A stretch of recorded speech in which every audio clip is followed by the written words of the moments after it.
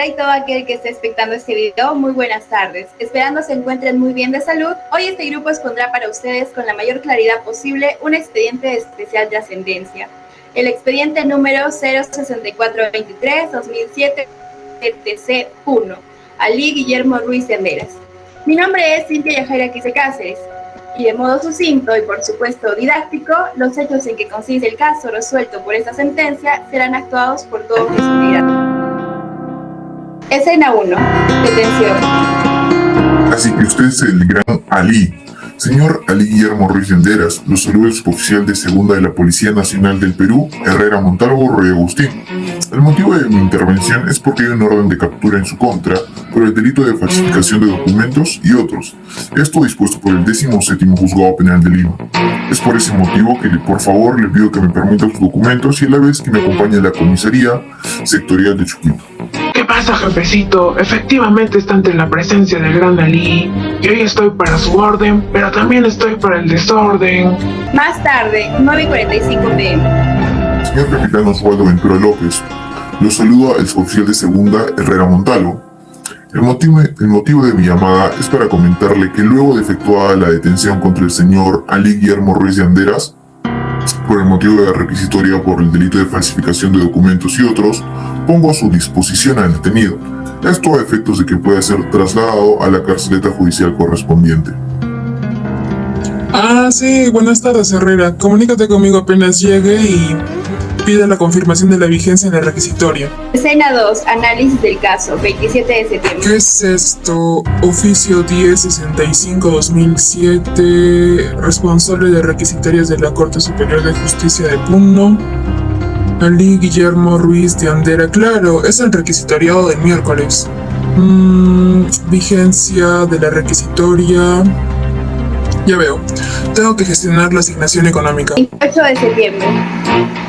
Señor administrador de la Corte Superior de Justicia de Puno, me es grato saludarlo y hacerle presente que se encuentra detenido el requisitoriado Ali Guillermo Ruiz de Anderas, alias el Gran Ali, debiendo ser dispuesto hasta el 17º Juzgado Penal de Lima, por lo que espero me haga llegar la asignación económica correspondiente, Capitán PNP Oswaldo Ventura López.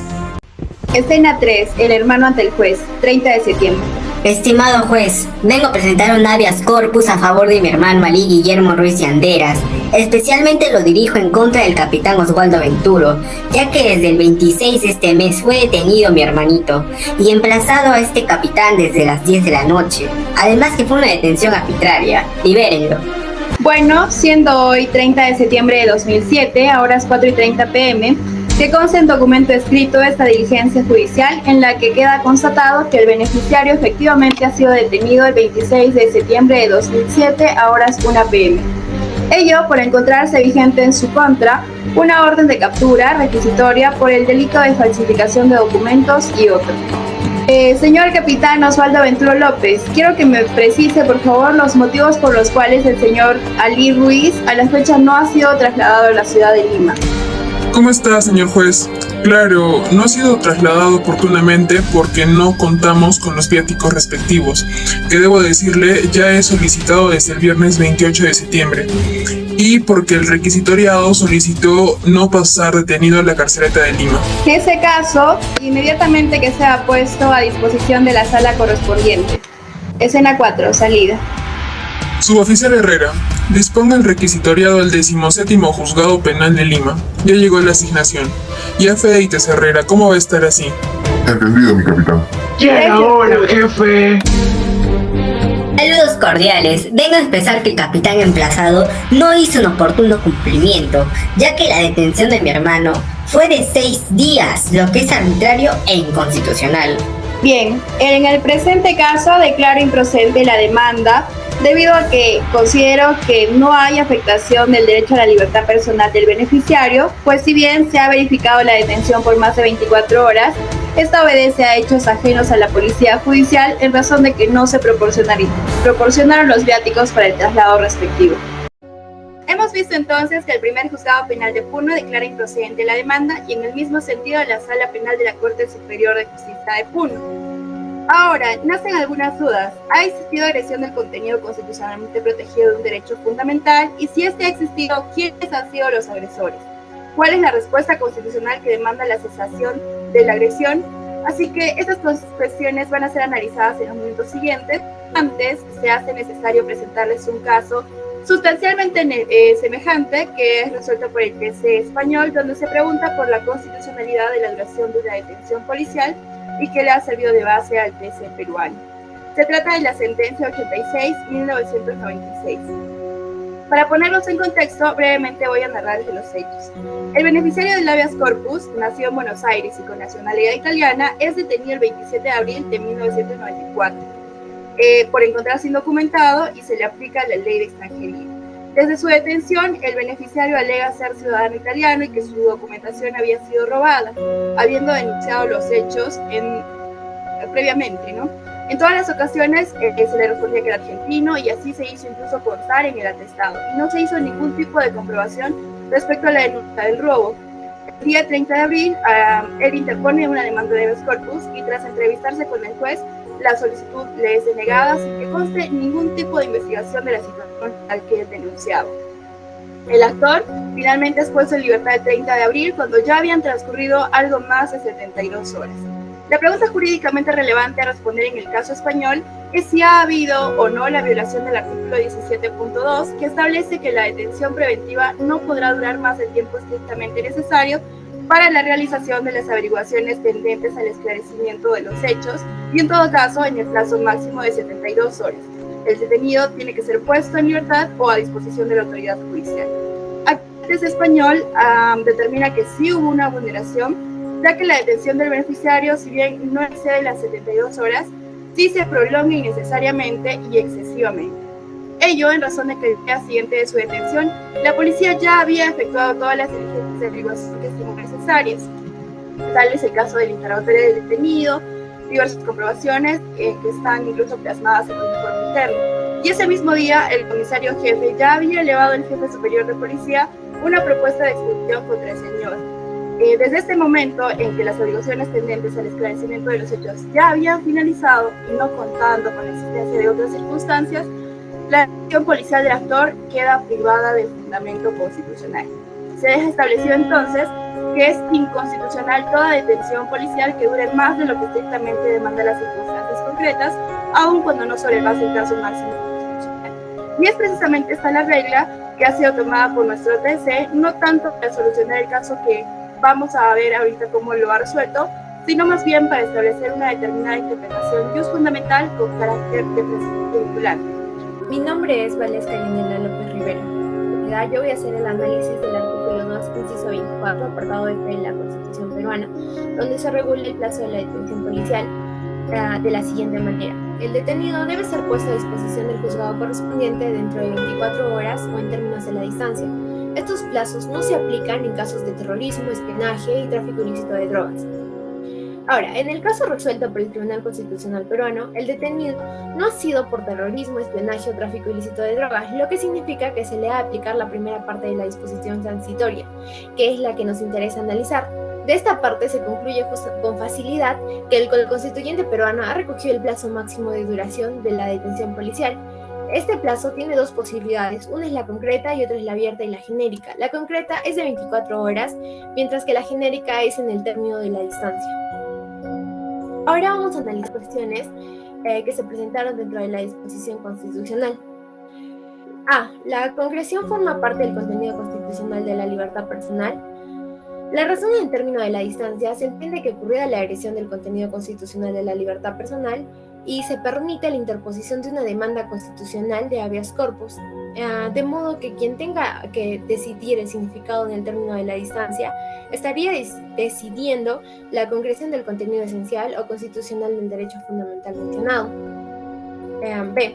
Se ajusta a las exigencias de la reserva de ley, habiendo concluido antes que concretar la fórmula abierta en términos de la distancia es delimitar el alcance del contenido constitucional del derecho a la libertad personal, la concreción llevada a cabo mediante resolución administrativa transgrede la garantía de reserva de ley. C. Se recoge la exigencia de duración estrictamente necesaria, Pretender que una detención policial dure más de lo estrictamente necesario sería contravenir la exigencia constitucional de la razonabilidad. En D.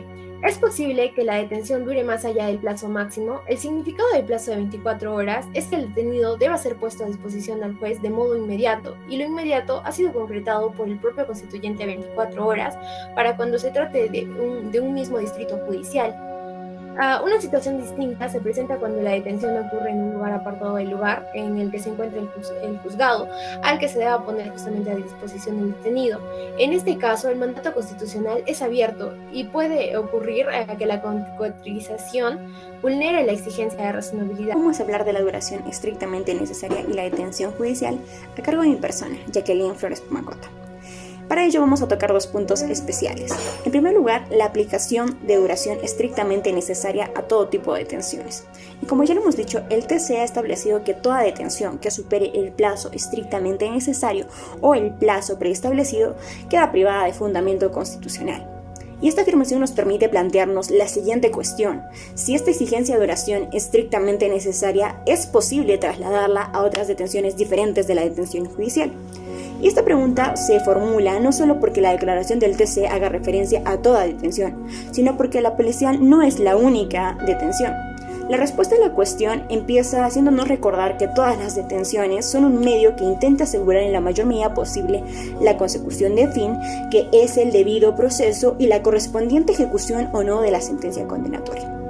Ahora, lo estrictamente necesario va a tener que ver con las circunstancias del caso, tales como las diligencias, las pericias o los exámenes, o incluso el comportamiento del afectado con la medida.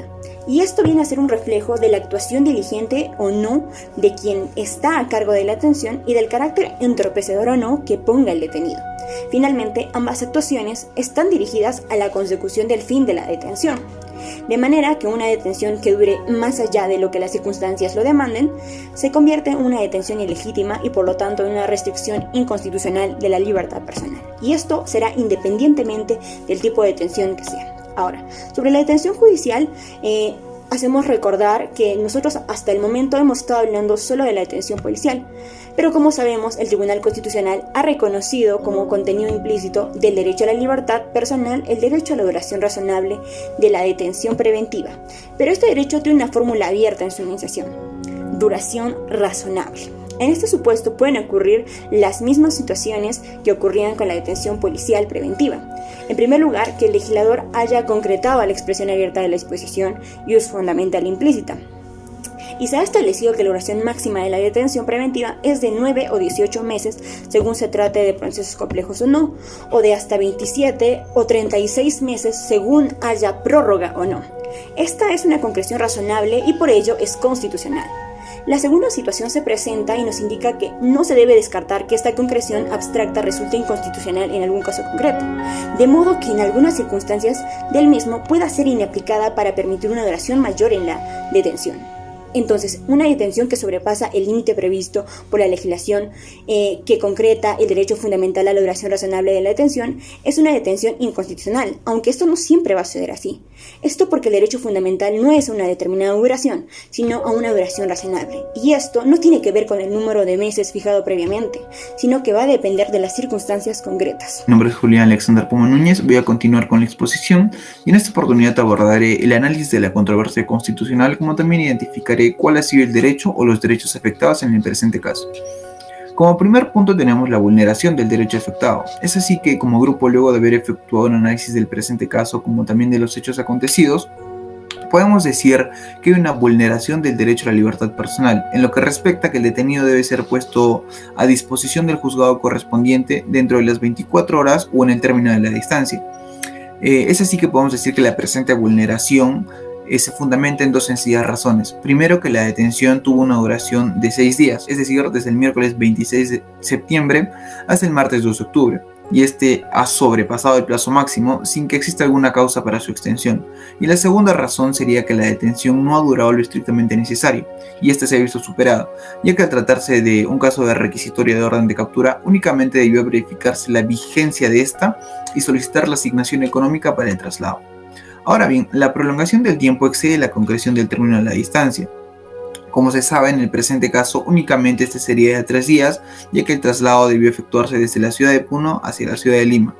Debemos aclarar también que la prolongación en el tiempo no resultaría en inconstitucional si se hubieran presentado factores externos o excepcionales que, como se dijo en clase, alteran el término de la distancia, pero como se puede evidenciar no se han presentado.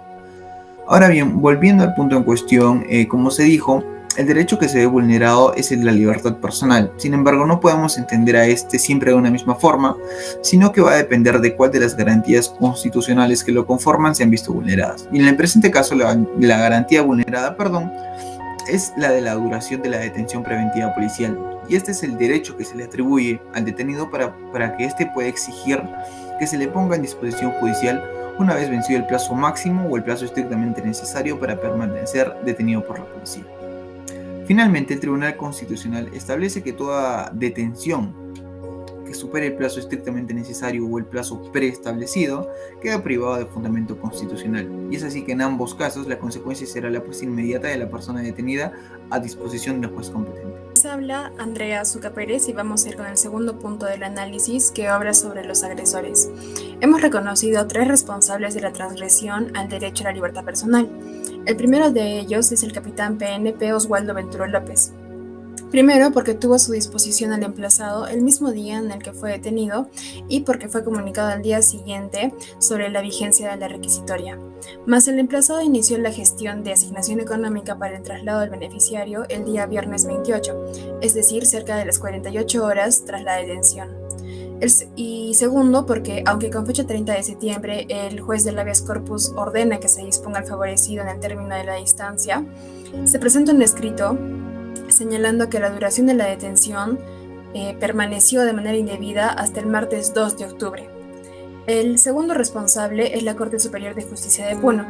Primero, porque esta administración, habiendo recibido el viernes 28 la solicitud del emplazado para la asignación económica de bióticos que requería el traslado del beneficiario, no respondió inmediatamente ni cuando llegó el juez del habeas corpus. Y segundo, porque esta detención, al ser de una requisitoria, no exigía más que la confirmación de la vigencia y la asignación económica para el traslado a cargo de esta Corte Superior, siendo que el administrador, a pesar de estar obligado, tuvo una indebida actuación y no proporcionó esta última. Y el tercer responsable es el juez constitucional, primero porque pese a que tenía conocimiento de la privación indebida al favorecido desde el 30 de septiembre, de haber ordenado la disposición en el término de la distancia y estar plenamente facultado para que se asegure que el beneficiario sea puesto a disposición de la Corte de manera inmediata y efectiva, se limitó a un rol pasivo que implicó despreocuparse sobre la efectividad de su mandato o de un control posterior. Y segundo, porque siendo un juez constitucional y conociendo que esta detención injustificada resultaba contraria a la doble finalidad de los procesos constitucionales, la de proteger un derecho fundamental, como en este caso el de la libertad personal y la protección de la Constitución, continuó su papel pasivo que permitió la dilatación de la transgresión mencionada. Último punto tenemos el de opinión, el cual gira en torno a 2 puntos que resultan cuestionables respecto a lo que señala el Tribunal Constitucional. Como primer punto tenemos el carácter relativo del término de la distancia. Podríamos decir aquí que el Tribunal Constitucional entiende una resolución administrativa que apruebe el cuadro de términos de distancia de forma absoluta, y esto claramente no es así, ya que el término de la distancia es un término abierto, por tanto dicha resolución infraconstitucional no debería ser entendida de esa forma. Asimismo, considera que toda detención que sobrepase el plazo concreto de 24 horas, independientemente de las circunstancias que puedan presentarse, si se excede dicho plazo, la detención devendría en inconstitucional. Ahora bien, respecto al plazo del término de la distancia, podemos decir que esta es una fórmula abierta y genérica, y que la garantía fundamental de esta es que no se excede este plazo. Sin embargo, dicho término no ha sido señalado constitucionalmente, sino que se ha dejado a la suerte de una norma infraconstitucional, como sería la resolución administrativa que podemos apreciar en pantalla. Finalmente, el Tribunal Constitucional respecto a esto ha señalado que Queda claro que toda persona detenida debe ser puesta a disposición del juez competente dentro del plazo máximo establecido, y es que si vencido dicho plazo, la persona detenida no hubiera sido puesta a disposición judicial, aquella detención simplemente se convierte en ilegítima. Por último, tenemos que hablar sobre la interpretación de la jurisprudencia española, pues en el fundamento 8 encontramos la sentencia del Tribunal Constitucional Español número 86 del año 1996 para precisar la relación entre el límite y el plazo máximo. Pero al respecto, habría que considerar que la legislación constitucional española, a pesar de ser parecida, no es lo suficientemente compatible como para aplicarla estrictamente a la nuestra. Ello en vista que se le cita para señalar que el límite máximo de una detención debe ser notoriamente menor al plazo máximo, incluso diciendo que este no debe ser ni puede ser